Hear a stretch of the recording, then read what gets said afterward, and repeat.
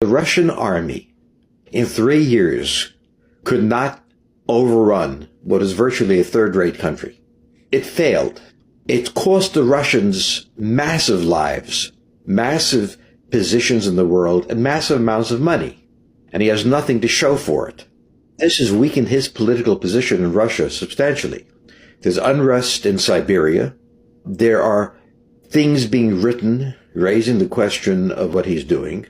Putin, is in political trouble. The way he formulates it is that he's the great victor, an aggressor, but now willing to settle on something reasonable on his terms. This is what politicians do, turn failure into success. But the idea that Russia is a great power is gone. If they can't beat Ukraine, who's the next player? Armenia? They are not players, and Trump has realized this. Was this a war against Ukraine, though, or was it really a proxy war? And that's what's happening, as we're seeing that the new president is saying, enough, I don't want this war. First of all, we have to remember, the Cold War did not end with the fall of communism.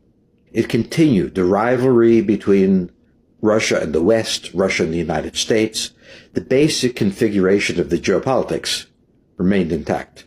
Putin was looking at Ukraine, which is the entryway to Russia historically from the West. He was terrified that after the Maidan Square risings in Ukraine, encouraged by the United States, that the United States intended a move on him. This was under the Democrats. Moscow is just a few hours from the border of Russia and Ukraine.